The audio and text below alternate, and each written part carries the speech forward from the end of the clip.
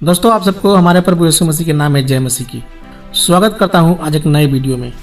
दोस्तों आज दान दशमांश को लेकर कलीसिया में बहुत चर्चे हो रहे हैं।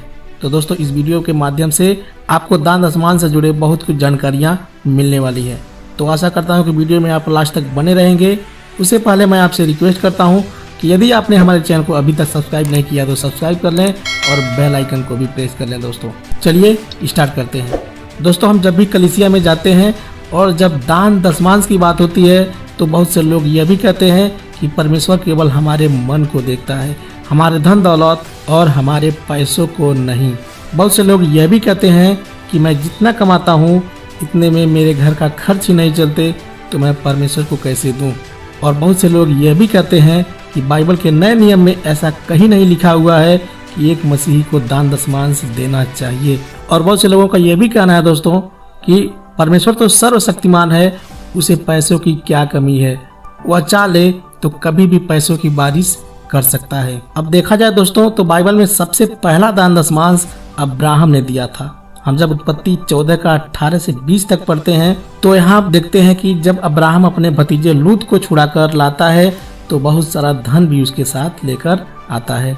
तो उसके बाद मलिकिसेदक नाम का एक राजा होता है जो परमेश्वर का एक दास होता है और अब्राहम उसे मलिकिसेदक को 10वां अंश यानी जो अब्राहम के पास धन होता है उसमें का 10वां अंश मलिकिसेदक को देता है। तो दोस्तों हमें यह नहीं भूलना चाहिए कि इस दुनिया में सब कुछ परमेश्वर ने ही सिरजा है और उसके आशीष से ही हमारे पास सब कुछ है। जैसे कि घर, सोना, चांदी, रुपया, पैसा, गाड़ी, घोड़ा, सब कुछ परमेश्वर के आशीष से ही होता है।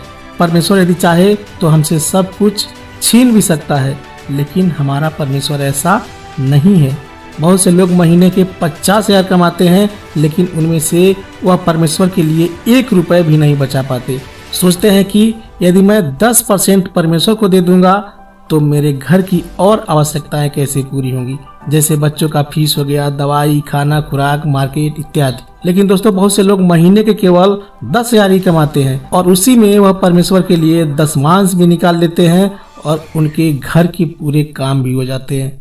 लेकिन जो महीने के 50,000, 1 लाख कमाते हैं वह परमेश्वर के लिए थोड़ी सी राशि फल नहीं निकाल पाते हैं। उनके घर की आवश्यकताएं इतनी अधिक होती हैं कि वे सोचते हैं कि इस महीने में नहीं तो अगले महीने में 2 गुना पूरी कर दूंगा। और ऐसे में करते करते 2 महीने, 4 महीने, 6 महीने बीत जाते हैं और उनका दान दशमांश पूरा नहीं हो पाता। यहाँ दोस्तों जब हम 2 कुरिन्थियों अध्याय 9 पढ़ते हैं तो यहाँ पौलुस कहते हैं, परंतु बात तो यह है कि जो थोड़ा बोता है वह थोड़ा ही काटेगा और जो बहुत बोता है वह बहुत काटेगा।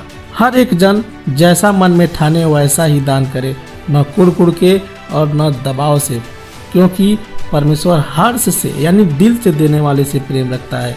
दोस्तों जब हम मरकुस 12 का 41-42 पढ़ते हैं तो यहाँ देखते हैं कि परमेश्वर सबके मन को देखता है। यहाँ उस गरीब विधवा के पास कुछ नहीं था लेकिन फिर भी उसने परमेश्वर के प्रति अपना प्रेम दिखाया। तो हम इसलिए नहीं किसी को दान दशमांश देते हैं ताकि परमेश्वर हमें फिर से इसके 2 गुना देगा या हमें अमीर बना देगा। नहीं, बिल्कुल नहीं। हम परमेश्वर के प्रेम के लिए दान दशमांश देते हैं ताकि परमेश्वर के राज्य में उन्नति हो, अधिक से अधिक लोगों के पास परमेश्वर का सुसमाचार पहुंचने पाए। तो दोस्तों परमेश्वर आपसे पैसे मांगने नहीं आएगा, परमेश्वर तो केवल आपके मन को देखता है कि आपका मन पैसे पर है या परमेश्वर की ओर लगा हुआ है। देखिए दोस्तों आप ये ना समझे कि दान दशमांश के बारे में तो पुराने नियम में लिखा हुआ है, हम नए नियम में क्यों दें।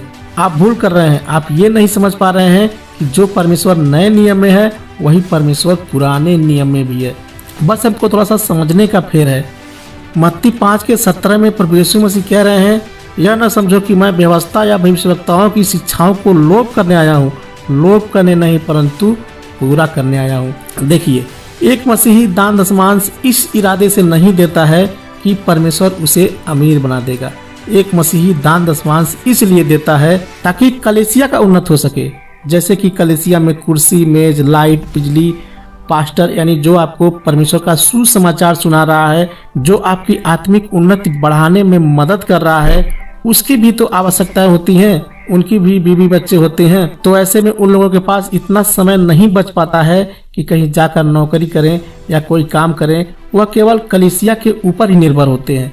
हालांकि ऐसा नहीं है कि पास्टर लोग कोई काम नहीं करते, नौकरी नहीं करते हैं, लेकिन बहुत सारे ऐसे प्रीचर हैं, प्रचारक हैं, जिनका रोजी रोजगार उसी पर निर्भर होता है। बहुत सारे ऐसे भी प्रभु के दास हैं जिनको अलग अलग देशों में घूम घूम कर प्रभु का सुसमाचार बताना पड़ता है। ऐसे में उनके लिए ट्रैक यानी पर्चे छपवाना, किराया भाड़ा, खाना खुराक अपनी जेब से ही भरना पड़ता है। ऐसे में एक मसीही विश्वासी का परम कर्तव्य होता है कि वह अपनी कमाई का ज्यादा नहीं, बस 10% परमेश्वर के काम में अर्पित जरूर करें।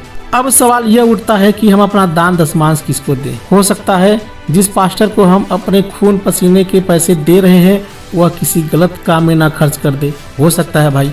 तो दोस्तों मैं आपसे कहना चाहूँगा कि आप अपना दान दशमांश वहीं दें जिस कलीसिया से आप वचन में आगे बढ़ रहे हो, जिस कलीसिया से आपका उद्धार हुआ हो। अगर आपको ऐसा लगता है कि मेरा पास्टर या मेरा याजक मेरे पैसे गलत तरीके से यूज कर रहा है, तो ऐसे में उसको अपना दान दशमांश ना दें तो ही बेहतर रहेगा। आप उसी कलीसिया को दें जहां से आपको संतुष्टि हो। तो दोस्तों आज के लिए बस इतना ही। आशा करता हूं कि वीडियो आपको अच्छा लगा होगा। यदि आपने अभी तक हमारे चैनल को सब्सक्राइब नहीं किया तो सब्सक्राइब कर लें। मिलते हैं फिर अगले वीडियो में, तब तक के लिए आप सबको जय मसीह की दोस्तों।